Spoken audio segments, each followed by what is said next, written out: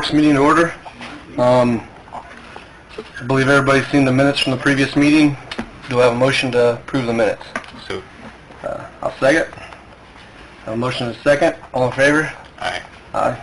Opposed? Same sign. Okay, we do not have Craig Cushaw here, so Tyler and I make a quorum, so we'll go ahead with the meeting. We're opening up some bids tonight, and there's a whole bunch of them, so we're going to allow a couple things to go first before that. Molly, do you want to express what you want to talk about? Yeah, should I just stand up? Just say your name. Molly Carl, for all you people behind me. Oh. Hey, Molly, you want to come up to the microphone? No! I don't really want to. No. I have a good voice. You can hear me. Okay, okay. Yep. My concern is the utility bill and the cap where they cut it off, that you have to pay, that's the minimum, is like 360 cubic feet or something. Yep.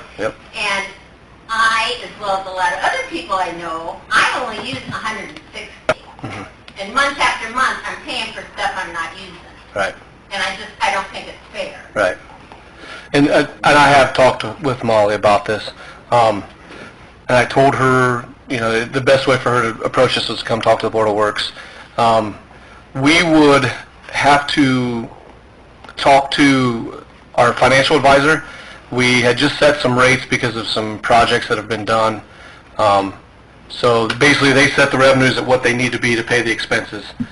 So if we were to, I think what you're asking is if we would lower the minimum a little bit, instead of 360 feet, say 200 feet, so that the people that aren't using hardly any at all. You don't keep paying for Right, stuff right. that we're not using. Right.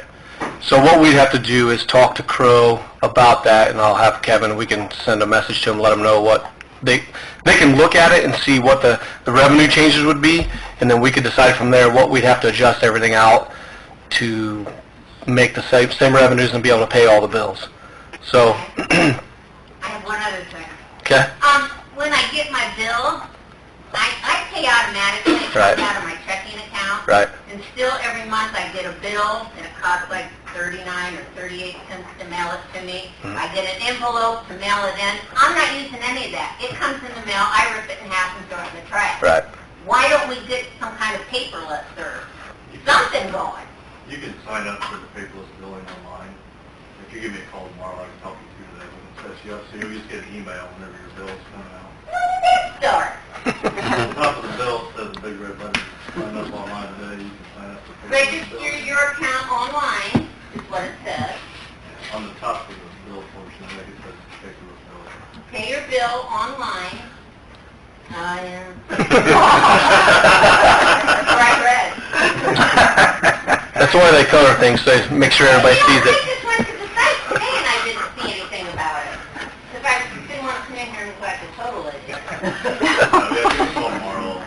I missed it. I'll go back to the website. See, I didn't have an answer for that the other day when you asked me. Yeah. So, Well, I don't know, it just seems silly to me. No. I mean, that's a lot of weight. yeah. Okay, we will, So I will sign up for that. okay, and we will look into this, and we'll pass this on to the financial advisors and let them take a look at it. Okay. Okay? Thanks, Molly. Thanks for letting me go first. Yeah. Okay, next we have a discussion of new versus rehab on the Winchester Street water plant. Kevin, I believe you have some visitors with you? Couple.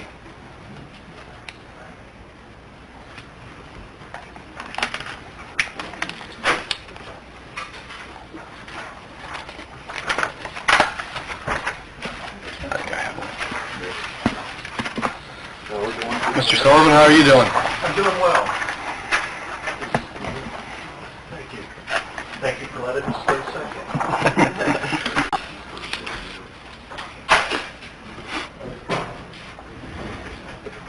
Is that mic on? Kevin, can you turn that mic on? You want to lead in? Well, yeah, Mark's here. Phase 2 of the water improvement. I'm going to turn that mic on so it gets recorded.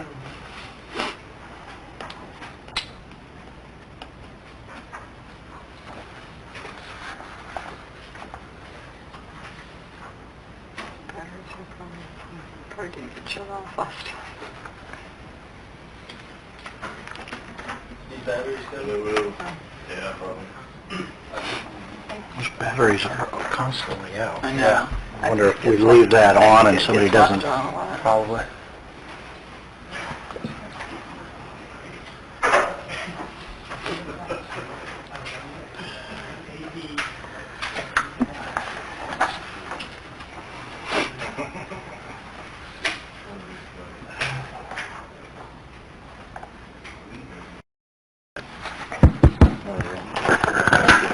Good work, Donnie. It's like a big case under there.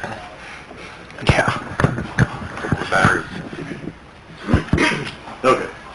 Yeah, phase 2 of the water improvement project is the rehab of the Winchester Street water plant. We met with Midwestern Coasting and walked through the water plant, the plant that's there now at Winchester, and there were some structural concerns. And so Coasting and Midwestern went back and played with the numbers a little bit to see what would be, if it would be more advantageous to build a new building rather than rehab the existing structure. I don't know if you want to get into any of the details or... Well, yeah, just, and I don't know that, you know, every nut and bolt we need to talk about, but as we kicked off phase 2, Kokosi and ourselves met out there along with the city people, and we started looking at that building because there were a lot of questions, primarily from the Kokosi, about, well, what do you intend to do with this? And to be perfectly honest, some of the stuff, you know, when we anticipated rehabbing the existing building, you know, there's existing filters that stick, big round steel tanks to stick in through the wall, and it's common to pull those out, put new tanks in. As we started looking closely at the building, we noticed that the block had a big crack, and a lot of the block had even pushed out several inches, so the wall was kind of a little shaky. So then we started shifting gears into saying, well, what do we do? Do we need to take this wall down, put up a new wall? Do we need to get structural engineers in here?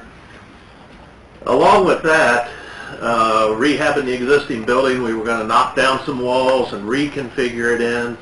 Long story short, the more we looked at it, we're like, boy, there's going to be a lot of cost in rehabbing a 50-year-old building. Does the roof leak? You know, didn't know that. And so at Kokosi's recommendation, they said, well, let's just cost out a new building setting next to it versus trying to rehab this and make use of that. And the bottom line was, it was about $250,000 cheaper just to put up a new building next door to it, you know, a similar building to what we're doing out there at the East Plant, you know, one of the pre-engineered steel building that has the big steel beams, and it was so much more cost effective to do that it became kind of the obvious thing to do. In conjunction with that, there's a lot of advantages of doing that also. As you remember at the previous meeting when I was here, and I don't know, I think you were in the audience, Dan, but in general we talked about the logistics between the new East Side plant, and we were going to try to temporarily operate Monroe Street to have enough water so that when we completely abandoned Winchester to redo it, we could still maintain the flow with East Side and Monroe. Well, now if we set a new building out there, we can still let Winchester Street plant operate through the whole thing. It is far better suited to operate than Monroe is. So Monroe can basically just come offline and we won't even need it anymore. Right. We can allow Winchester Street to keep operating while the new plant's being built right next to it. So that's a huge advantage, and I think Bill Carpenter will attest to that. I think his eyes lit up when we knew we could keep Winchester Street operating versus taking it out of service. There was another concern. If before we were going to operate East Side and Monroe and abandon that, just the hydraulics of filling all the tanks, the southernmost tank was going to be difficult to fill with all the flow coming from the north. So what I did is I put a letter together, just kind of highlighting the pros and cons, and I'll answer any questions you have. But to be honest, it just seems like a no-brainer. We're going to save at least, it looks like, $250,000 just by putting a new building next to the existing. That includes demo of the other. So once we're got the new one up and going, then we'll come in, clean up the side, demo it, and it'll... That's included in there already. Yeah. So to me, it seemed like a no-brainer, but we wanted to come before the board and at least explain to you so there wasn't any surprises. You know, we're out there building it and somebody says, hey, thought we were going to rehab the existing, why are we building a new building? It's more cost-effective to do that. So I don't know if there's any questions or anything along the lines. No, I mean, from the only thing that I would want to look at, and I apologize to Phyllis, she sent me the water bond ordinance, and it was in Mimecast, and I went to open it and didn't realize that it had to be opened by Sunday, and I tried opening it yesterday, and it wouldn't let me, so I'm going to have you resend it if you can. But I need to look at the bond ordinance to see how the projects are identified. And, you know, if it's worded in such a way that a new facility would be envisioned as a project as opposed to it being limited to rehabbing the existing facility, and if that's the case, I need to run that by Kim Blanchett and make sure that we're on board and consistent in our belief that it covers it. And let me throw something out just so that you have all the facts. Even if we would have made use of the existing building, we were going to have to remove the west wall or cut an opening. We still were going to have to expand that existing building out with an extension to allow the new pellet softeners to fit in there. So the new building would have increased in size. Now what we're doing is, rather than doing that, we're moving over here and putting, and it just makes all the sense in the world to do it. So right. And if it did require some amendment to the bond ordinance, we met with Tina Kokosing and went over this and other aspects of Phase 2 projects, and we just want to make sure that what we're talking about is covered under the bond ordinance. And so if it is, great. If it isn't, then we probably have to amend the bond ordinance to allow that. The other thing would be that, as I understand, there's some cost savings that are going to be available potentially to carry over from Phase 1 projects to Phase 2, if that's possible. And again, that's something, I haven't had a chance to talk to Kim about that, but I will. At that point, you know, if we can do it the way it's worded currently, then we don't need to amend it. If we can't, but we can with an amendment, then obviously that's probably what we'll do. So we'll take a look at that, and either way we'll adjust that. Okay.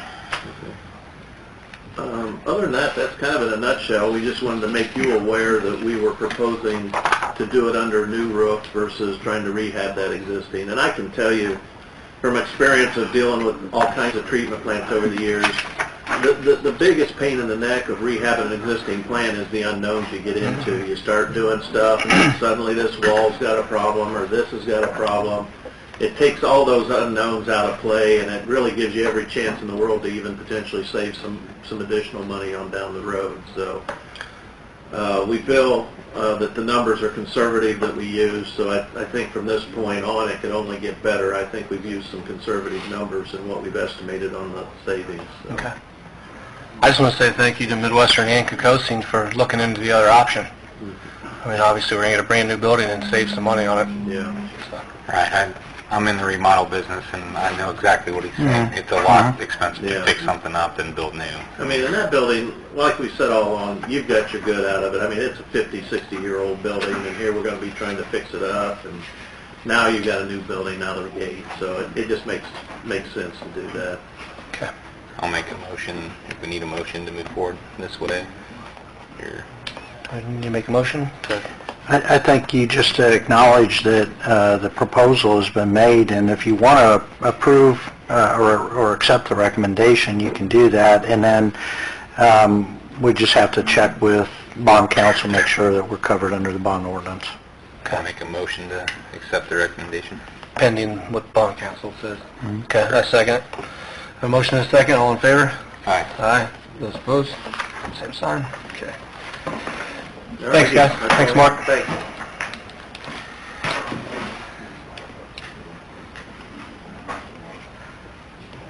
Okay. I think it's time to get into this pile of bids here. You're going to make the legal notice a matter of record that it was all done. Need a motion to make the legal notice a matter of record. Motion and a second. All in favor? Aye. Aye. Opposed, same sign? Now, when these Okay. are read off, they're supposed to be read off by name, so he just gets your name. And then, you know, if it's $1, just put it down there. For all of those, no. So, you want me to read off the name, you want me to read off? However you want to do it. Well, what's going to be easiest for you guys to track? Is you open them and then just hand them to Tim. Probably going to be the easiest. Yeah. They're not in any kind of order, right? I put them in as I received them, but I don't know if they have to be. Oh, open them, he reads them, just pass them down to me and I'll... Okay. What do you want me to keep track of? I gave you a list of it, but since we're going to do it this way, it's no big deal. Name, number, the right number. I'll be all right. Tim can't read that fast. Okay, so we're opening sealed bids that were submitted based upon a legal notice that was advertised. I believe there are 13 vehicles, surplus vehicles. So what I'll try to do is read the name of the bidder, the vehicle number that's being bid upon, and the bid amount. So the first bid opened is a bid submitted by Andrew King. It's on vehicle number 2, and the bid amount for that vehicle is $777. $777. Number 2. And that would be for this, Tim. That's the 1990 S10. These are both in the same one. Okay. Next bid, there are 2 bids submitted on different vehicles in this envelope. They're submitted by Dale Schipperly of Decatur. The first bid is on the Ford Explorer, which was identified as number 7, and the bid amount is $1,001.01. $1,001.01. The second is again submitted by Dale Schipperly of Decatur. It's on the Ford Ranger, identified as vehicle 9, and it's the same amount. It's different. It's $1,000.01. $1,000.01.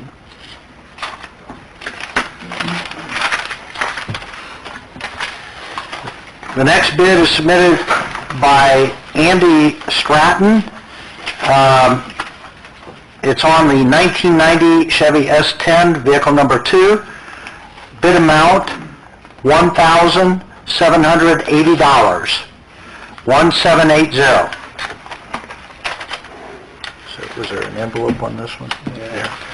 And Mr. Stratton is from Holton, Indiana.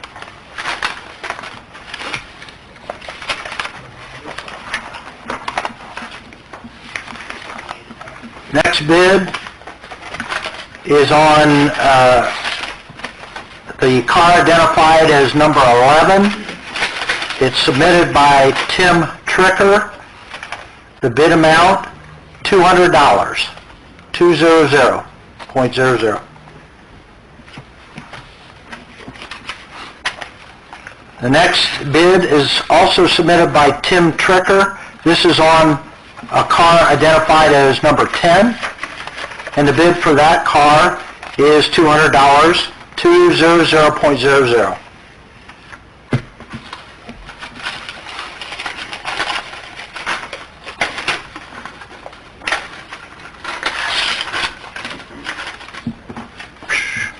Okay, who submitted this? Mike? Nothing on it. It doesn't say who it is. Phone number. It's just got his phone number and, Yeah. okay. All right, the next bid is submitted by a gentleman by the name of Mike. We don't have an address, we do have a phone number. It's a bid submitted on a red Chevy S10, and identified as vehicle 2, and it's $2,750. Are you sure that's not $275? Well, maybe it's 200, I'm sorry. It's $275. You think that's 20? Yeah, because you did it up here. Okay.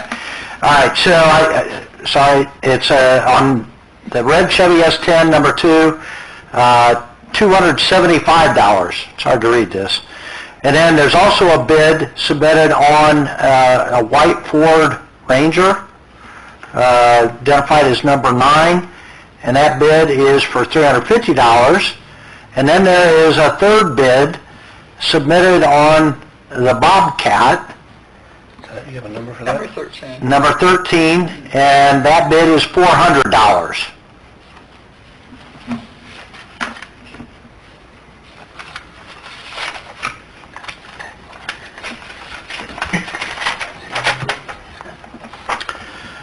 Next bid open is submitted by Arnold Construction of Decatur.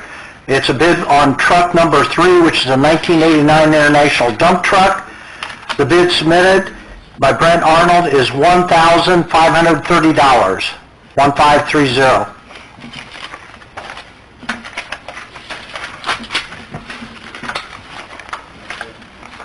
Next bid submitted is by Jack Brewer of Decatur.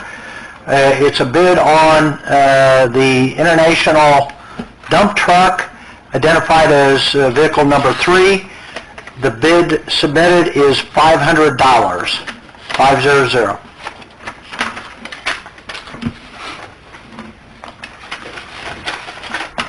The next bid is a bid submitted by Skeeter Brown. It's on the Bobcat skid loader, identified as vehicle 13. The bid submitted is $606, 606.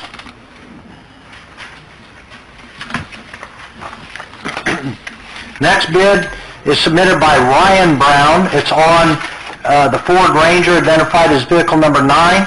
The bid is $506, 506.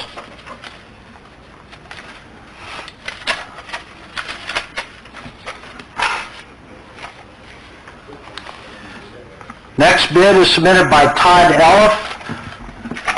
The bid is on vehicle number 2.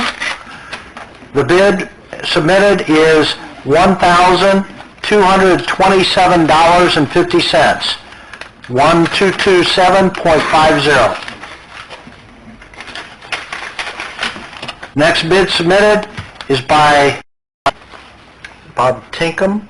Is that right? Yeah, looks like it. Okay, it's a bid submitted on the vehicle number 2, the S10 truck. The bid submitted is $552, 552.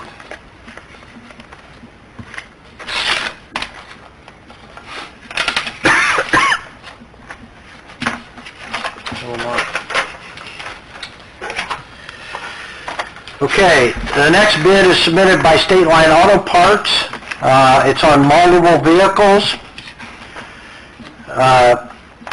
Vehicle 1, white Ford car, $286, 286.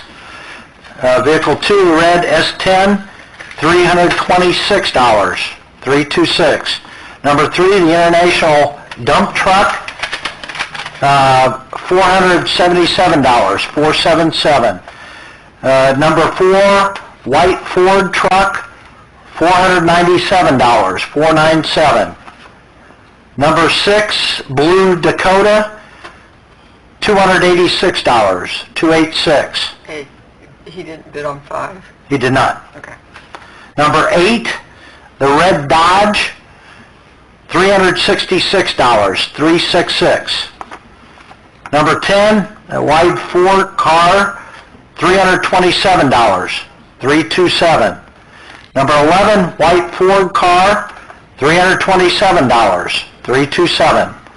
Number 12, white Dodge truck, $477, 477. Number 13 vehicle, 540 Bobcat, $397, 397. Next bid is submitted by Josh Jellison. It's on the 2010 Ford Crown Victoria. Bid submitted on vehicle number 11 is $300, 300.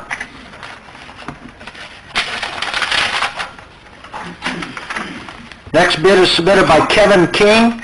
It's a bid on vehicle number 2, the S10 pickup truck. The bid submitted, $300. 300.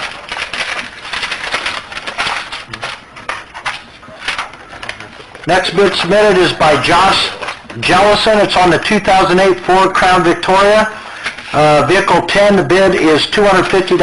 250.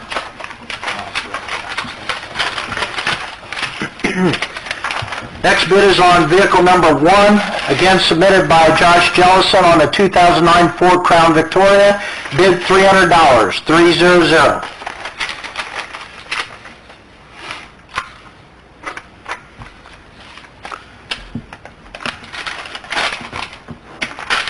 Marks.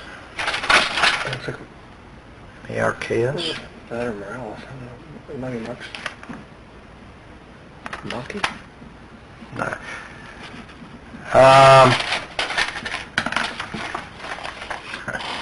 See, I can't remember by that address, but... A bid is submitted, and I'm sorry, I can't read the name. I don't know if it's Harold, Morales? Okay. The bid is on number 8, the vehicle number 8. The bid is $475, 475.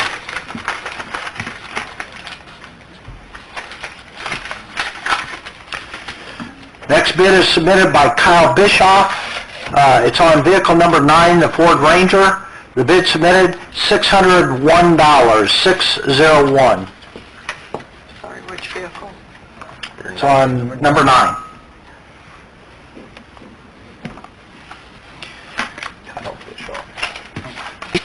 Next bid is submitted by Tracy Stevens. It's on vehicle number 6. The bid submitted is $360, $360, 360. I'll be your ears if I'm all down so right. The next bid is submitted by Larry Schaefer. It's for vehicle 13, the Bobcat 540. The bid submitted is $700, 700.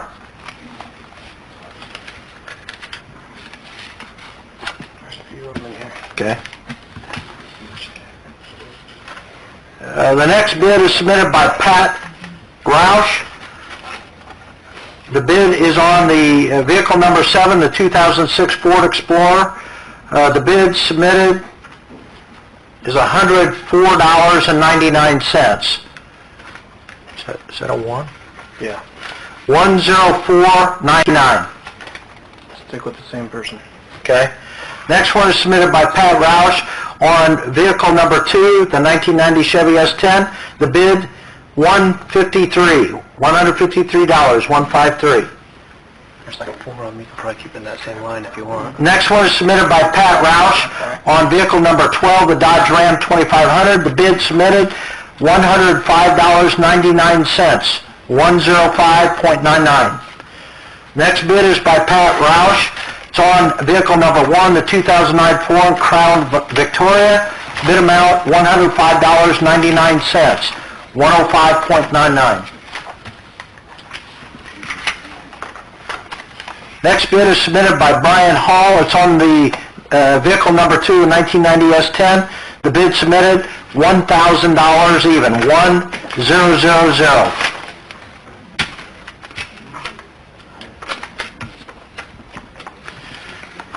Next bid submitted is submitted by Chris Affolter. It's on the vehicle number 2, the 1990 S10 truck. The bid amount, $1,555, 1,555. Next bid submitted is submitted by Glenn Strickler. It's on vehicle number 7, the 2006 Ford Explorer. The bid amount, $1,405, 1,405. Next bid submitted is by Alfredo Galvan. It's on the vehicle number 9. The bid is $300, 300. Next one is by Mr. Galvin again. It's on vehicle number 7. and it is for $300 as well, 300. Next bid is submitted by Sam Brown. It's on vehicle number 4. The bid amount is $601, 601. Sorry, which vehicle? 4.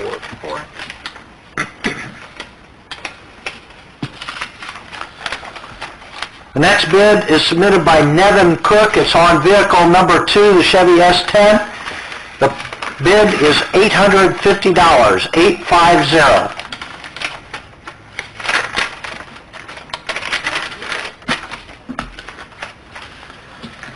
Next bid is submitted by Chris Plasterer. It's on vehicle number 2, the 1990 Chevy S10. The bid amount, $758, 758.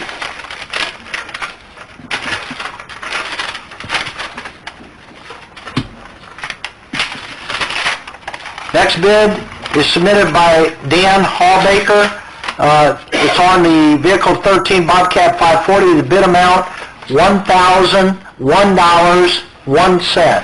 1001.01. Next bid is submitted by Bill Kahn on the International, I think, vehicle 3, I believe. And the bid amount is $550, 550. 3 was ours, right? Yeah, okay. Next bid is submitted by Joe Tumbleson. It's on the 1990 S10. Bid amount, $300, 300. There's also a bid on the Bobcat. I'm not sure what vehicle that is. 13. And it's for $300 as well, 300 on both. What's that? Joe who? Tumbleson.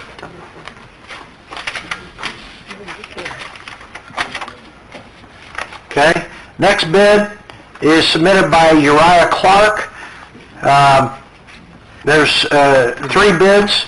The first is on vehicle 4, which is a 1975 Ford sewer truck. Bid price, $826, 826. The second vehicle is vehicle 10, the Crown Victoria. The bid on that vehicle, $577, 577.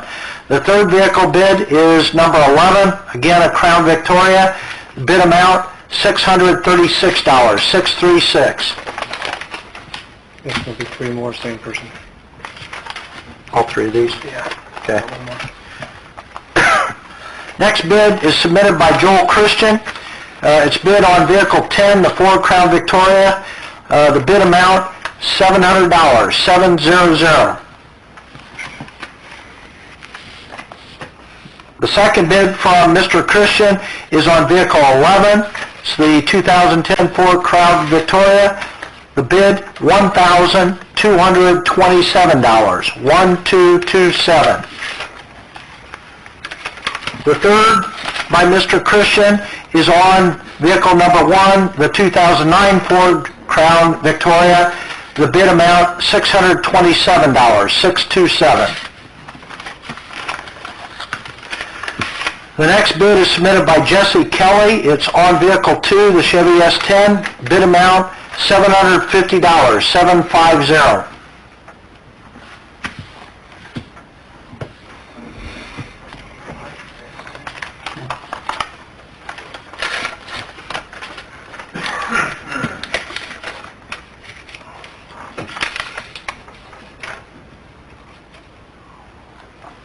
Okay, so this is the bid on the skid loader and this is the bid on the Ford truck. Is that how you read that?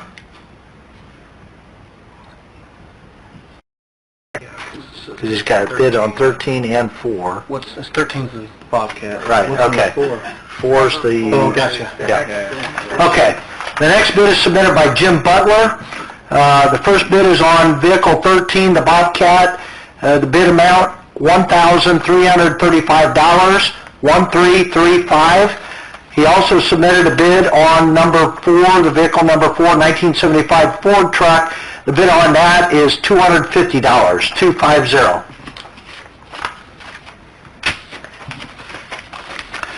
Next bid is submitted by Sam Rubel. It's bid on the vehicle number 7, the 2006 Ford Explorer. The bid amount, $876, $876. Same person. The next bid is submitted by Sam Rubel as well. It's on vehicle number 9, the 2005 Ford Ranger. The bid amount, $655, $655. The next bid is submitted by Joe Rubel. It's on vehicle number 2, the 1990 Chevy S10.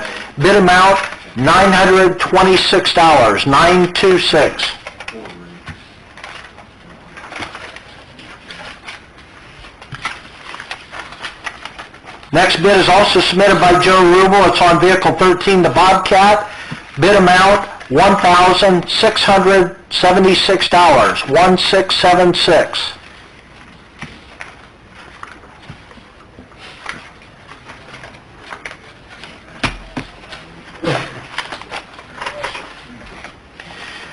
Next bids are submitted by Chad Baker.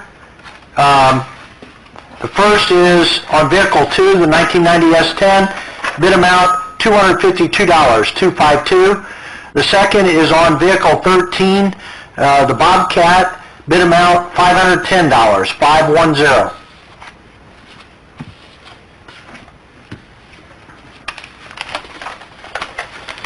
Next bid is submitted by Leo Sugar.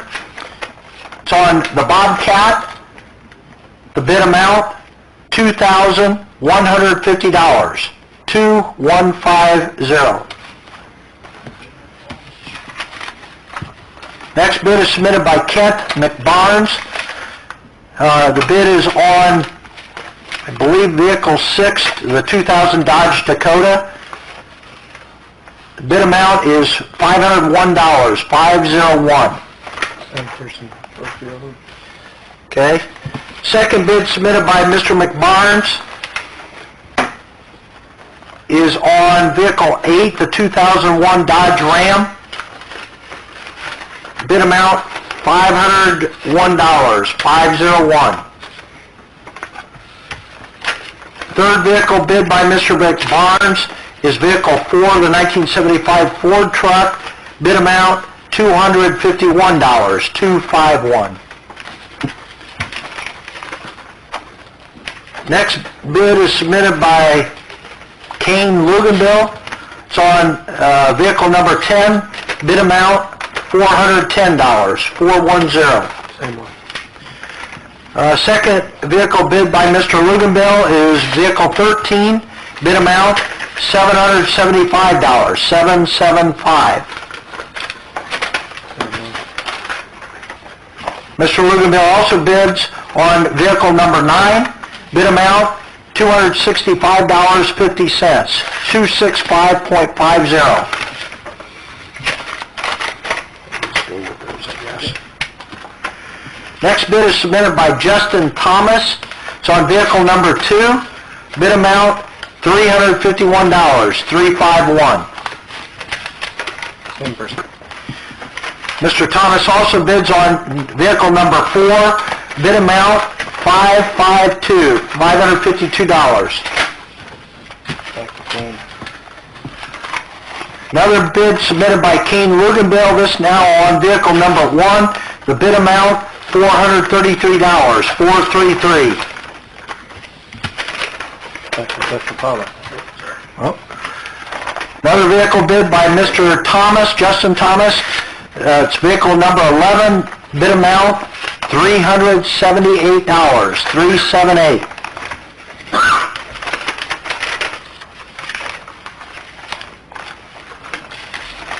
Next bid is submitted by Robin Ray. It's on vehicle 9. Bid amount, $300, $300. Same person. Robin Ray also submits a bid on vehicle number 2. Bid amount, $300, $300. Two bids are submitted by Rex Reynolds Jr. The first is on the dump truck. Assume there's only one. Yep. The the bid amount is $900, 900. The second bid submitted by Mr. Reynolds is on the F600 jetter truck, bid amount $1,150, 1150.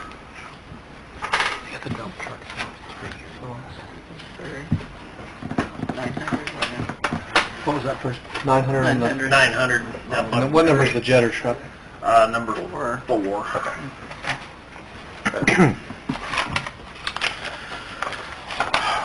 Next bid is submitted by Stacy Myers. It's on vehicle 10, the Crown Victoria, bid amount $215, 215. Mr. Myers also submits a bid on vehicle number 8, which is the Dodge 2500. The bid amount $360, 360. Mr. Myers submits a bid on vehicle number 3, which is the dump truck, bid amount $360. Mr. Myers also submits a bid on vehicle number 4, bid amount $410, 410. Some puppy pictures.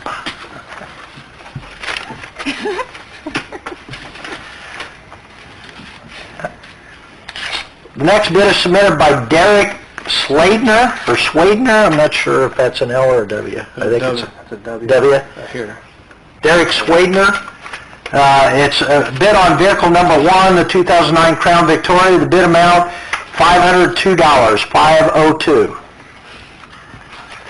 Mr. Swadner also submits a bid on vehicle 2, the 1990 S10. Bid amount $1,002, 1002. He also submits a bid on vehicle number 3, the 1989 International. The bid amount $102, 102. Mr. Swadner bids on vehicle number 4, 1975 F600. The bid amount $252, 252. His bid on vehicle number 5, 2003 Explorer, bid amount $252, 252. Mr. Swadner continues bidding on vehicle number 6. It's on the 2000 Dakota, bid amount $751, 751.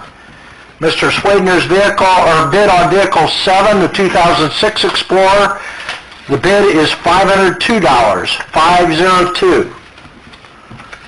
Mr. Swadner bids on vehicle number 8, the 2001 Ram, bid amount $252, 252. Mr. Swadner's bid on vehicle number 9, the 2005 Ranger, bid amount $1,502, 1502. Mr. Swadner's bid on vehicle number 10, the 2008 Crown Victoria, bid amount $502, 502. Mr. Swadner also bids on vehicle number 11, the 2010 Crown Victoria. The bid amount is $502, 502. Mr. Swadner bids on vehicle number 12, which is the 2003 Ram. The bid amount is $502, 502. Mr. Swadner bids also on vehicle number 13, the Bobcat. The bid amount $302, 302. He's out of options. Good. Next bid is submitted by John Wilson. It's on the S10 pickup. Bid amount $875, 875.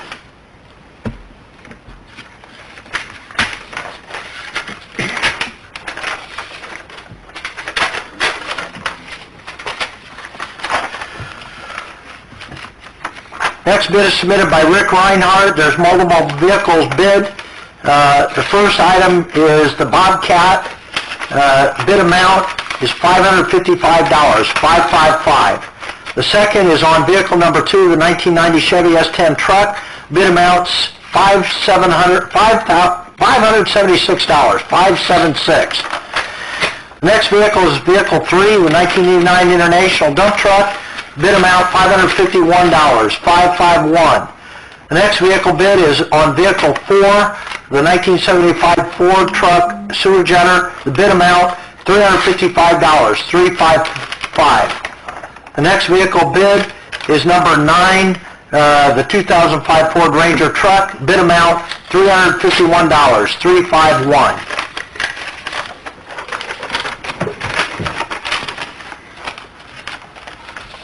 Get to the bottom, Jim?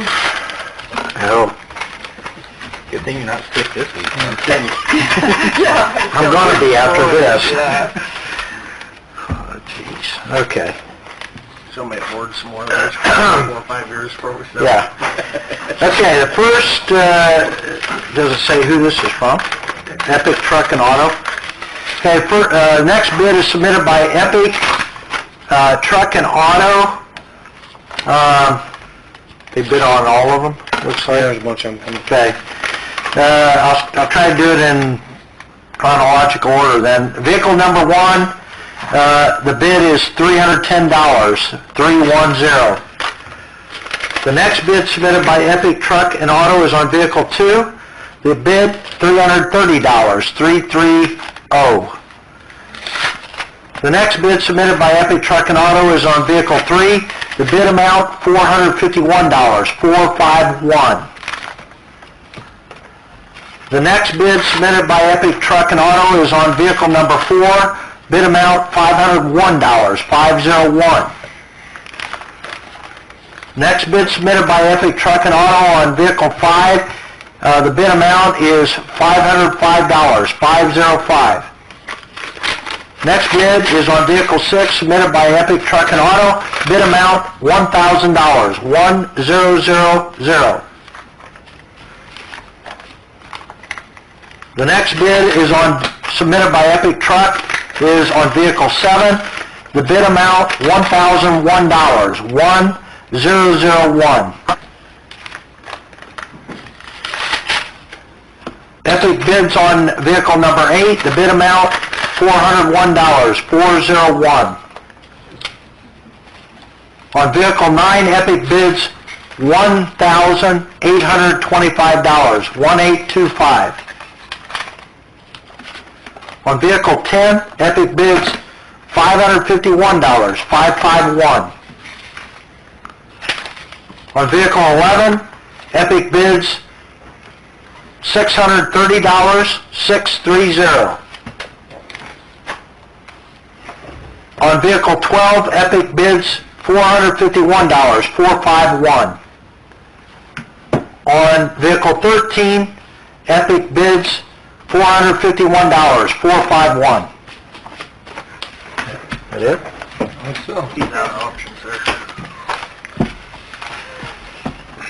Those are all bids submitted for the vehicles that were advertised.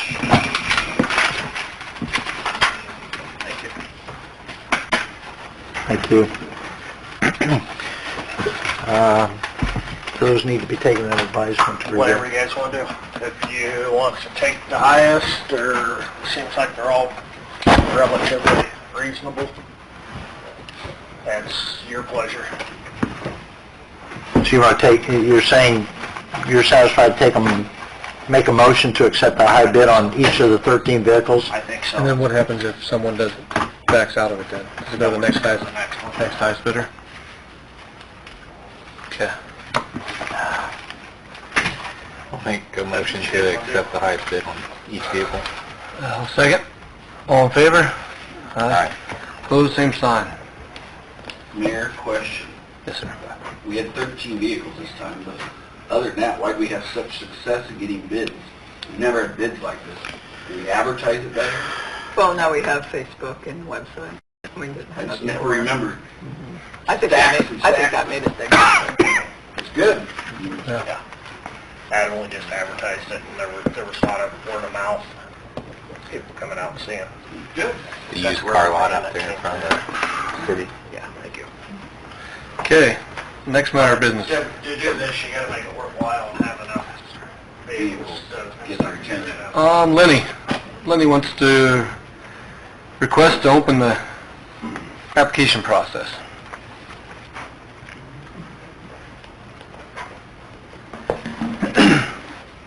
I'm just seeking approval to accept applications for a new police officer. We have one officer that's been with our department for about a little over 2 years. He put in for Fort Wayne Police Department.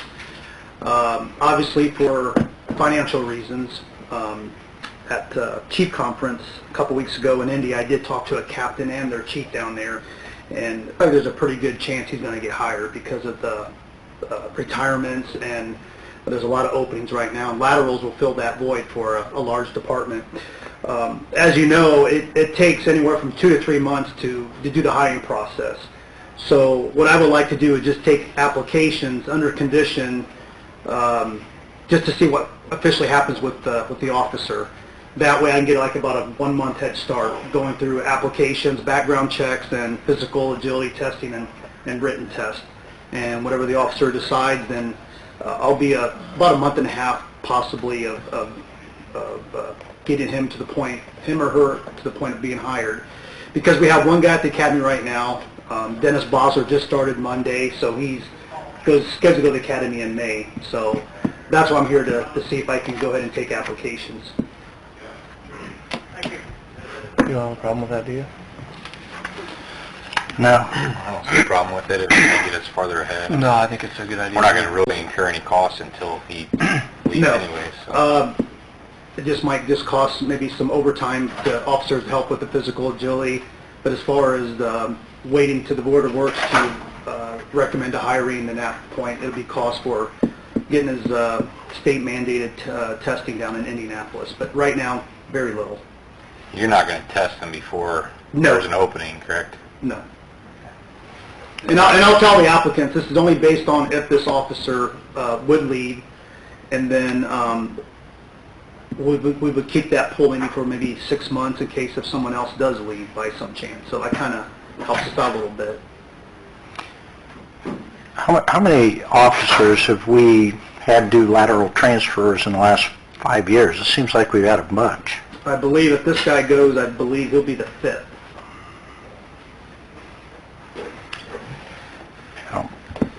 And it's just not Decatur. I mean, there's other departments because Fort Wayne's really throwing a lot of advertisement out there. So Bluffton's going through it. Huntington, they're in the process of hiring right now too. I just saw it advertised on Facebook. So it's just the small departments around the area are really getting hit hard. We're training ground. Correct. Well, It's happening in the teacher field too. yeah. And the captain told me at the chief conference that they want municipal officers because they're already under their perk. All they got to do is sign over into Fort Wayne. So if they would hire, say, a sheriff's deputy, well, then they have to go through the physical, the psychological testing and also the physical testing, which is like $1,500 down in Indy. So they'd rather take a municipal officer because he's already set to go, been certified already. How long do they have to stay here?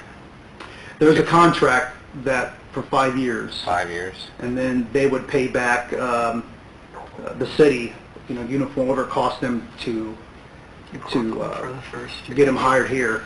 But the officer that put in, it'll be very little because he was a transfer from Austin. So he already graduated over there, all just basically just uniform and stuff. So We basically stole them from Austin. yes.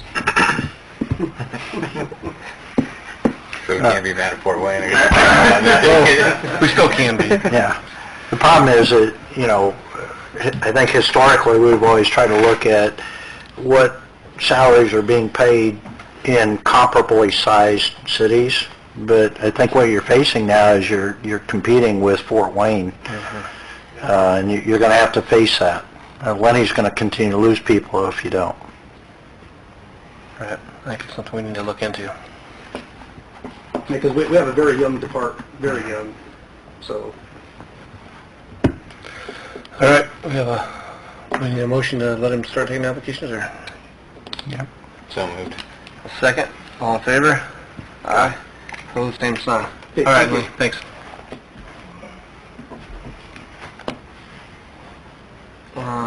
Kurt.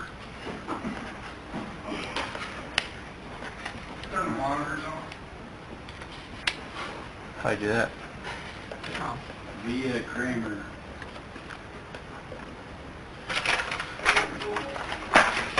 Kurt's had his nose buried in some code books, I think, for the last few weeks. Well, first thing I want to talk about is 17th Street. A while back, we had some people come in asking to get sidewalks put on 17th Street. And I've done some digging, and I want to dip into our rainy day fund if at all possible. Currently, on 17th Street, the bus does not go down 17th Street.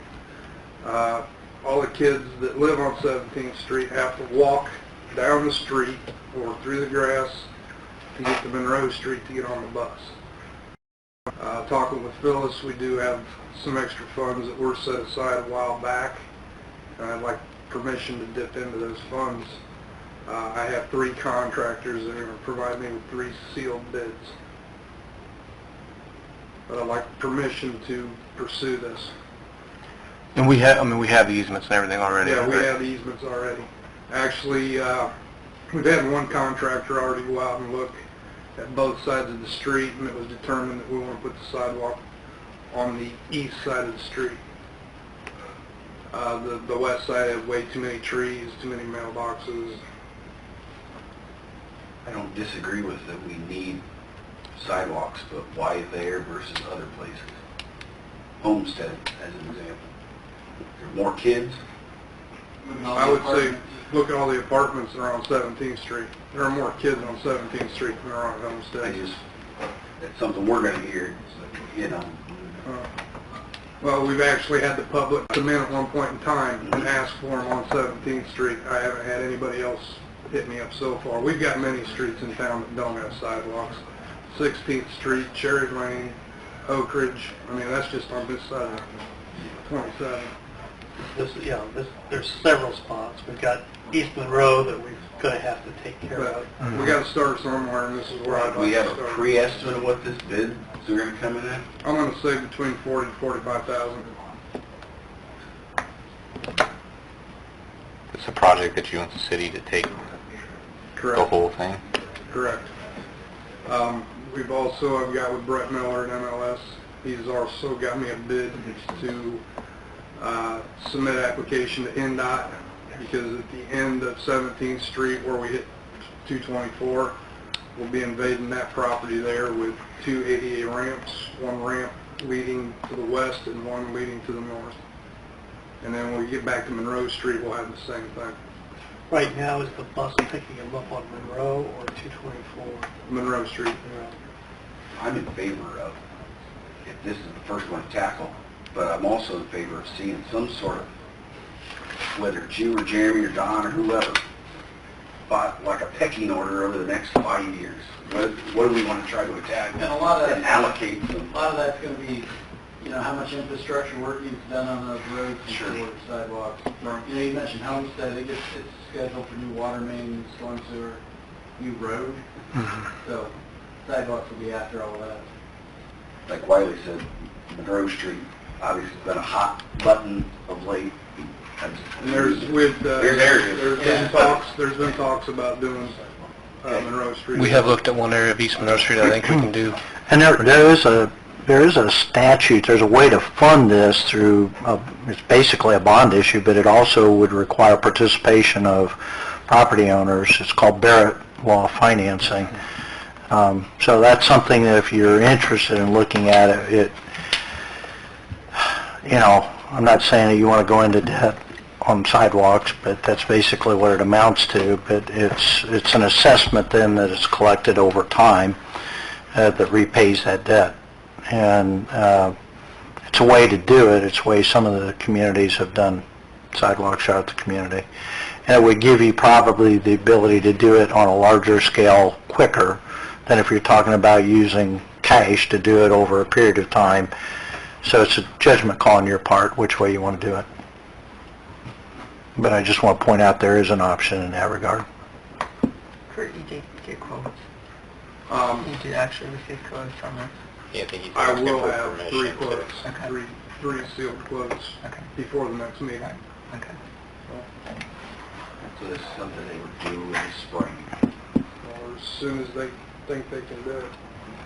Kind of weather we've been having. kind of weather we've been having. It's You pour quite concrete possible. like this? Oh, yeah.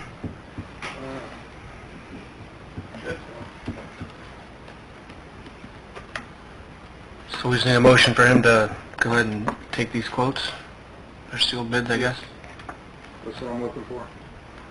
I think he's going to present the sealed bids to council for approval after the, or you want to take it? Board of Works. It comes to the Board of Works, but council is going to have to appropriate the funds.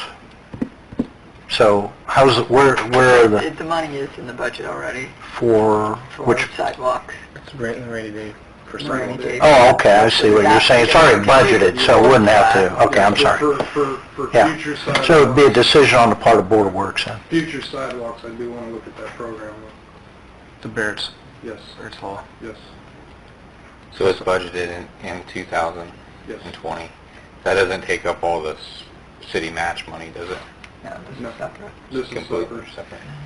Actually, there's enough money in the fund we're pulling from for Jeremy if he needs it, Yeah. for some other stuff as well. That's my next request. Yeah. That was the creative fund that we created 2 years ago for new sidewalk construction. This would have been the second year that you had that new fund. If you guys remember, 2 budget cycles ago, I had concerns with not using the 50/50 program for new sidewalks due to the ADA complaints. And you guys, I remember it exactly, Matt made a motion of, $50,000 per year to put towards that. We didn't use a whole lot of it last year, or any of it really, due to other things that was going on. Now we've let it build up so we can do some of these bigger stretches, so. I'll make a motion to allow Kurt to move forward with sealed quotes. I'll second. Got a motion and a second, all in favor? Aye. Aye. Opposed, same sign. Kurt, you want to stay up here? Yeah. Make this as quick and painless as possible.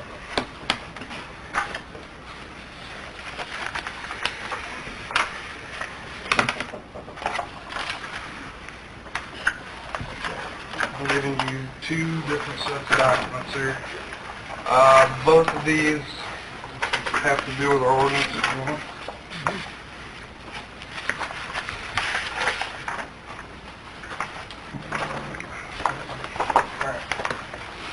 You guys have heard me whining and crying about this new code.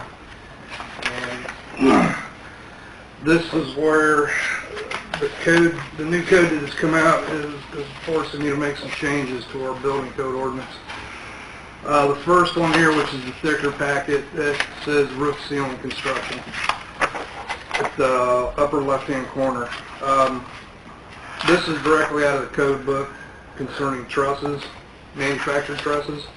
A while back, the state mandated that all manufactured trusses and manufactured floor joists, if they're used in any type of building whatsoever, the fire department and the building department have to coincide with each other so that they know these products are being used. An I-joist, for example, for a floor system, extremely strong structure. I mean, you can span forever with these things, but as soon as you put a flame to it, they'll go up like a candle.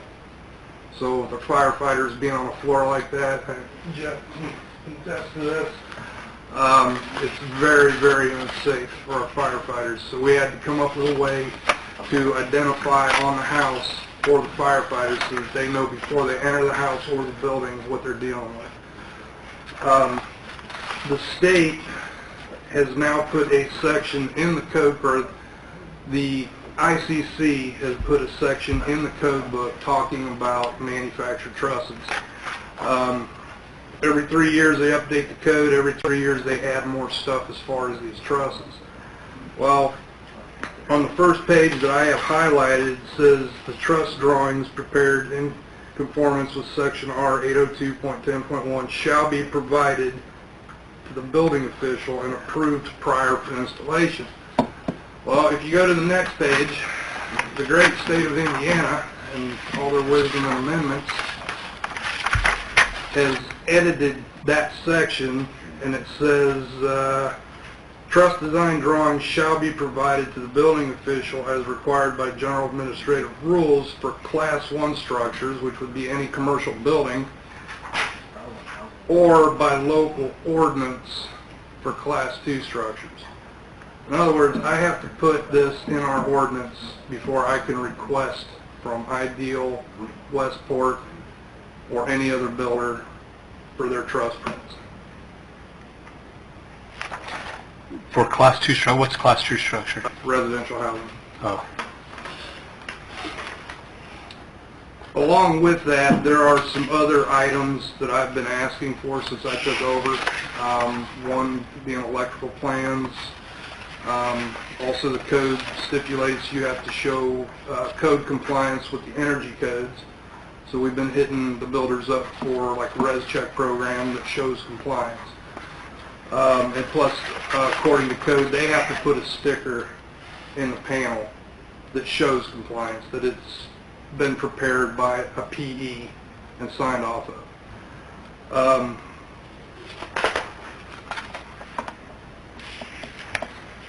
Currently, right now, under our permits, all it specifically said was each application for a permit shall be accompanied by 2 sets of plans and specifications.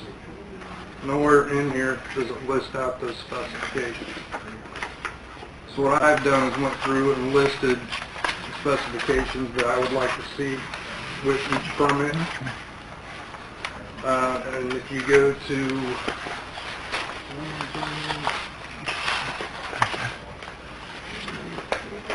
the 5th page, there's a copy of our building code standards. At the end of that paragraph, I've added plans and specifications must include site plan, foundation plan, elevations, dimension floor plan, electrical plan, if applicable, manufactured truss designs, and energy code. This is what I want to put into our building code. The reason I'm so heavy on the trusses is if you look at the last 2 pages, I'm sure you guys can read those and know what everything on there is. Yeah, I know what they are because I used to do the MyTech software, and I've done the Alpine software, so I know what I'm looking for. What I've highlighted up top on each one of these, I've got a 2 and a 12. You go down below where it says max uplift 240, that's 204, that's 204 pounds of uplift. And if you read over 12, which is the other side of the truss, 155.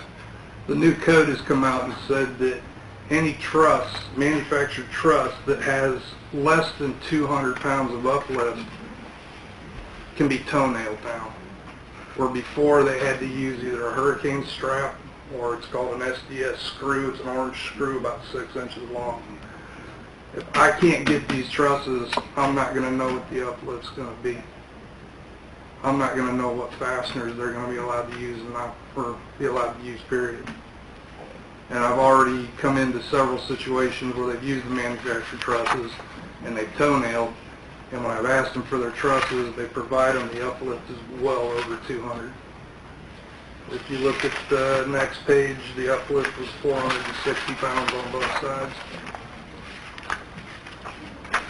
So basically, I'm looking for permission to add this section into our code book. Is that something that you can take a look at our existing code and you know where to put it in or how to plug it in? Yes, and that's exactly what we've done right here. So, and then the next set of paperwork just has to do with our certificate of occupancy that's in our ordinance. We found 3 different locations for certificate of occupancy.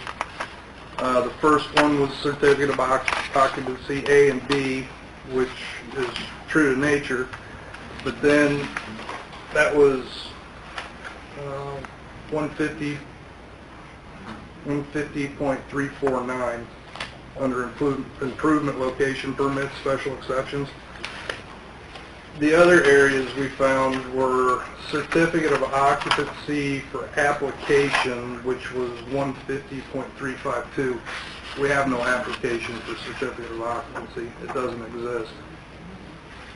And then we went to 150.354, filing of application for certificate of occupancy. Once again, there is no application for it. But we did, under the first part, certificate of occupancy B, added occupancy shall be issued for all newly constructed Class 1 and/or Class 2 buildings and any room addition 1,000 square feet or larger in area. That's what I want to add to that section, and I'd like to eliminate 150.352 and 150.354. Since we don't have the application. We don't have the application.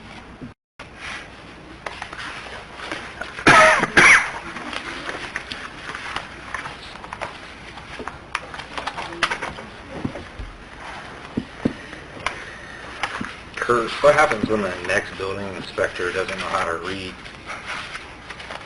trust forms, per se? Well, hopefully Or you don't does have to worry about that for another 17 years, so.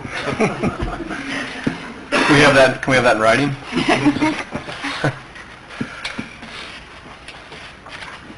I'll make a motion to approve the changes on both forms.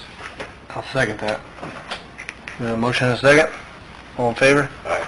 Opposed, same sign. Okay, and those changes will have to be done by ordinance, so what I'll have to do is get with Kurt, put it in the format of an ordinance, and then we'll come back and that'll be acted upon. That's the ordinance actually be adopted by council. Okay. Okay.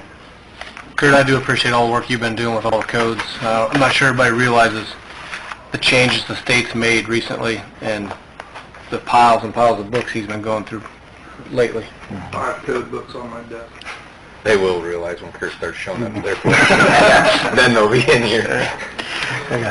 We never had to do that before. Our checklist went from 4 pages to 8, literally.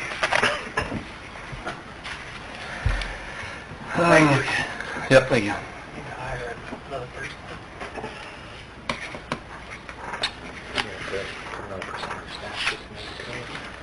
I was just going to give a quick update on the crossing guards out near Belmont.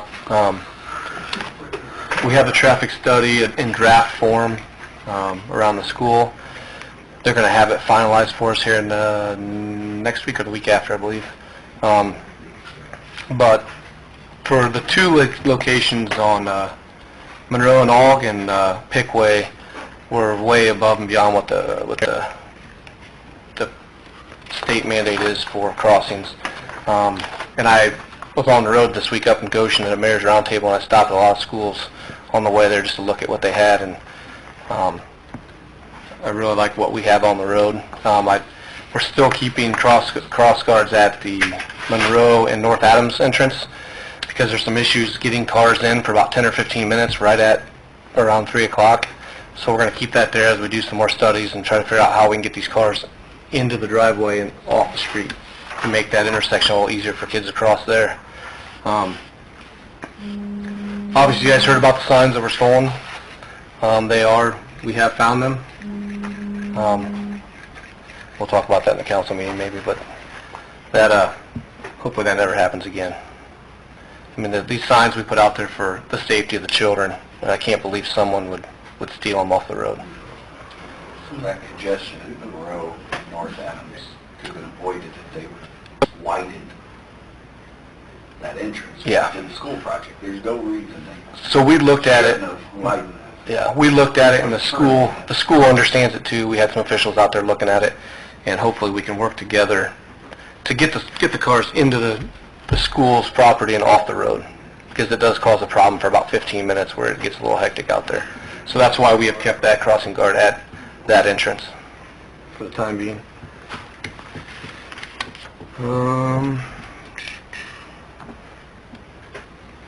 Okay, we need to make the certificates of appointment in the employment contract for Dennis Bosler, and then the certificates of appointment for the two reserves, Colin Thorson and Gabe Schwaller. I'll make a motion to make that a matter of record. I'll second that. I have a motion and a second. All in favor? Aye. Opposed, same sign. Okay, last thing, I think Jeremy has some concrete grinding he wants to talk about. We're needing to grind concrete again. It's just the normal request that I need to ask for every time it comes time to grind. Tile. So, it's in the budget. We're looking about $5.98 a ton. It's running real comparable to what it has been. Actually, it's down just a little bit because we're going to try to do a larger quantity due to the projects and stuff that are scheduled for this year. So, just need to ask Board of Works for permission to do that. What was the dollar amount again? I'm sorry. 5 what? We're going to be, it's $5.98 a ton. We're still negotiating the actual tonnage. He has some other jobs here close, and if he can get us together, there's a good possibility we can grind more than what we're anticipating. Let's go green. How many tons do you try to get? It varies depending on what the budget is. There's about 11,000 roughly plus or minus down there now that we could make. I doubt it if we're getting a whole pile of ground. Because your pile's pretty big last time I seen it. If you drive around the back, it's not as big as what it looks. We've been pulling off the back of it, so it's just my normal I'm saying, couple times a year request. yeah, the concrete pile was big, wasn't it? Yeah. Yeah, but we're pulling it off the back as we grind because it's so large, so I'm hoping that we can make it to where we can get it all, but I'm doubtful. We'll just have to see how it plays out, so. I'll make a motion to approve the grinding. Yeah, a second. Got a motion and a second. All in favor? Aye. Aye. Opposed, same sign. Tim or Phyllis, you guys have anything else? The contract for the IT agreement last meeting, we didn't get it signed. We didn't have the proper... That was my fault. It was sent, and I pulled off the wrong copy. I pulled off the original and not the revised, so Phyllis has the corrected one now. And then I do want to clarify, this was prepared for 19, but we didn't get the contract till 2020. But it's the contract from now on until we want to cancel it. Right. So, but the dollar amount's going to be different every year. It depends on what kind of device we have and what type of security we want and how much the software is. But this is just saying the county is now our IT people. So you and Tyler? Yeah, Craig signed it. That's right. Did you have anything else then? Do you want to do Adams County Economic Development Agreement? Oh, yeah, we got time. This is the annual service agreement with Adams County Economic Development. They receive 13% of our CEDA money, which is $47,676.53 for 2020. And we just need approval for Dan to sign on behalf of the city. Is this what it's been recently? I mean, It's been 13% Okay. for a long time, yeah. The council approved up to 17% if they were going to do some work development at the Northwest School, but they didn't request that yet. Okay. So they would need to request that amount then? Because we just budgeted up to 17%, but the normal is 13. Right. So this is, you said 15%? 13. 13%? Which is what we have been. We suggested up to 17 if it was going to develop. If we ever got the thermostat correct. Yeah, I think they did. No, that's all correct. Yeah. I'll make a motion for Dan to sign that. They're not clear on that, so we just need to have some communication. I bet they need to make an additional... I already talked to them. They know about that. Last Colton I saw- Bickle? Is that what you're talking about? With Colton? Yes, I sent that to him, Okay. so he's aware of that. Okay, But the well, last after request he form- talked with me, he was unclear. Oh, I sent the email to Kim, and Kim was going to forward it to him. Okay. All right, I'll second it. We have a motion and a second. All in favor? Aye. Aye. Pose same sign. Okay. Almost that would be the total of the sale, Of the what? of the sale of these. Oh, okay, thanks. And Colton signed the rest of it. Okay, I'll forward it to him. Tim, do you have anything for the Board of Works? I sent out some information regarding bid specs on Evergreen. If you recall, we're taking that down with a FEMA grant, but because of the size of the demolition project, that's going to be bid out. It's not something that we're doing with our own workforce. So I spoke with Rod Rankenberger about that, and if we can have those bid specs in final form and approved at the next Board of Works meeting, then we'll get that advertised, because we're trying to hit timeline that we can open bids sometime around towards the end of March, early April, because if we wait much longer than that, we're probably not going to get as competitive bids on this project as we can if we get it done by then. So he's working, he gave us a template, kind of a proposal based on what some other communities have done. I've already reviewed it and talked to him a bit about some of the changes that I see that need made. But if you can take the time to take a look at that, I'd appreciate it, because I think there are some provisions in there. One that I asked him about is there's reference made to requiring that prevailing wage be paid. We don't establish a local prevailing wage anymore. We did at one time. But what that really is talking about, and what I talked to him about, was, does that mean that we pay Davis-Bacon wages? And he said he thinks that's the case, but then when he went back and looked at the language of the grant agreement, it doesn't necessarily refer to that. So he's contacting the state to see if that is a requirement. If it is, we have to keep it in. But if it isn't, then that's something that we have a choice to make, whether we want to require that kind of wage to be paid or not. So if you would, take a look at it. If there's anything that catches your eye or you think should be changed, there's definitely some added language that I need to have put in with regard to e-verification, no investment in Iran, some other compliance with state statutes that isn't in there now, and we'll include that. But if you look at and I asked him to send me a copy of the grant agreement. It's about 38 pages long, and it references to probably 20 different federal statutes and ungodly number of regulations that whoever is the successful bidder is required to comply with. So I think all I'm going to say in there is whatever you're required to do under federal and state law, you're agreeing to do so. Because trying to add all of that language would add about 10 pages of the bid specs. I'm not going to do that. The other thing is, I don't know if, where do we stand on the SRO contract? Has that been finalized or not? Yeah. That was Okay. already approved. Okay. a while back. Okay. Well, I knew we approved it, but did the school accept it? Okay. Yep. All right. And then Dan sent me some information, and this is, I'm not sure this will probably come up in the council, I had it under Board of Works, but there's going to be a presentation, I think, on baby boxes in a couple of weeks, and Dan sent me some information regarding it. I think he shared that with you as well. So I'm going to take a look at it, and if there are specific questions. One thing I would like to know is if other communities, if they've done this, do they do it through a resolution or ordinance? The documents that I saw that were attached didn't necessarily show that. It was more of a contractual agreement.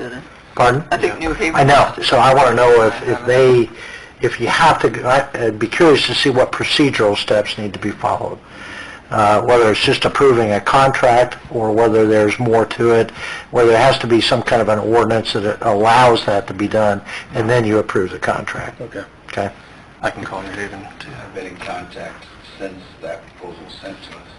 I've been on this for some time, wanting this, and the funding portion, I think, is already there if we need it or want it. Okay. Through some private donations. Yeah. Okay. Great. Les is out of town, so I let Jim Hitchcock know that as well. they're getting ready to prepare to. Okay. I know the hospital is very interested too, but they said it's easier if you go through a fire department. Yep. Mhm. That's what Dr. Smith had told me several years ago. Yeah. Having to refer it. Okay. And it's the next meeting, they're going to come give a presentation. So. The last thing I have, Kevin, on the current contractor, we heard back from them on the modification language. 5 minutes ago with everything. I don't know if you want me to put it all. Is it, are there some revisions that they still want? Looks like I got the E-Verify, and then the addendum is signed by them.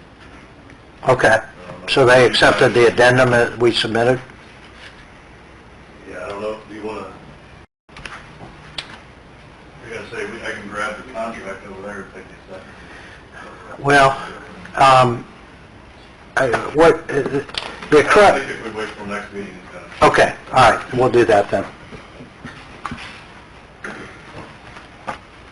Anything else? Nope. Phyllis? You have anything? Got a motion to adjourn? Make a motion to adjourn. I'll second that. All in favor? All right. Pose same sign.